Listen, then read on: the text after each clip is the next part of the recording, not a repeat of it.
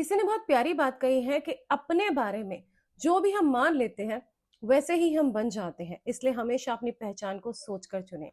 लेकिन आपको एक बहुत स्पेशल बात बताती हूँ।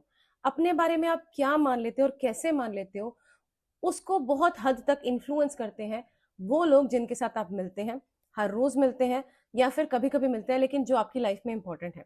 फॉर एन इंस्टेंस, आपकी फैमिली जिनके साथ आप रहते हैं, उसके साथ में जिनके साथ आप मैक्सिमम टाइम बिताते हैं वो हैं आपके कलीग और आपके दोस्त जिनका आपके ऊपर बहुत प्रभाव होता है। जैसा आपके दोस्त आपको समझाते हैं कि तुम ऐसे हो तुम वैसे हो, आप अपने आप को वैसा मानने लग जाते हो।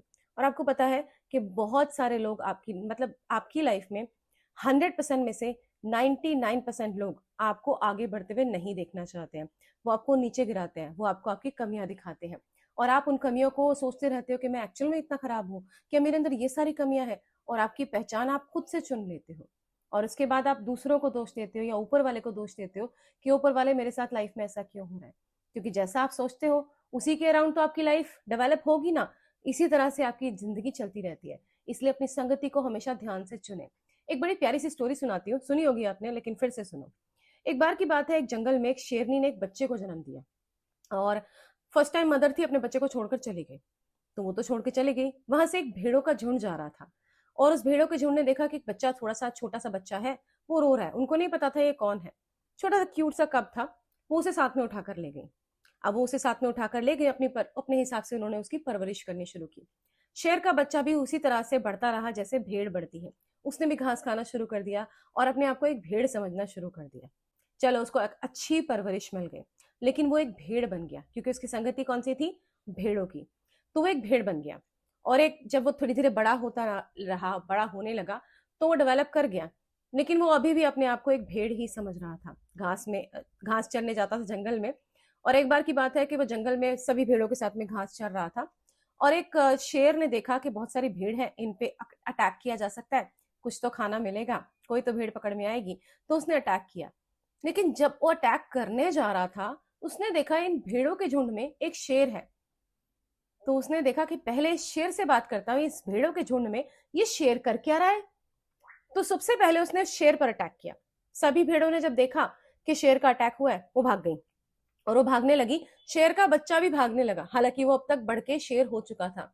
वो भी भागने लगा और शेर ने उसे पकड़ा और पकड़ के वो बोलता है, प्लीज मुझे छोड़ दो, मुझे माफ कर दो, मैं एक सिंपल सा भेड़ हूं। आपका क्या जाएगा अगर आप मुझे छोड़ दोगे, आप तो किसी को भी मार के खा सकते हो, प्लीज मुझे छोड़ दो। शेर ने उसको पूछा, तुझे पता है तू है कौन? तुझे अपनी आइडेंटिटी पता है क्या? तो शेर के बच्चे ने बोला, प्लीज मुझे छोड़ दो, मैं एक छोटा सा भेड़ हूँ, एक सिंपल सा भेड़ हूँ, प्लीज मुझे छोड़ दो, मुझे मेरे घर जाने दो, मुझे मेरे घर जाना है एंड ऑल। शेर ने उसको पकड़ा और उसे नदी के किनारे ले गया और नदी के किनारे ले जा करके उसने बोला, अपनी आकृति, अपनी छवि इस पानी में देख। अब शेर ने अपना चेहरा देखा और उसके बाद उस शेर ने कहा कि अब अपने आप को देख और मुझे देख। तो छोटे शेर ने देखा, अपने आप को देखा कि हाँ, मैं तो अच्छा सुंदर दिख रहा हूँ।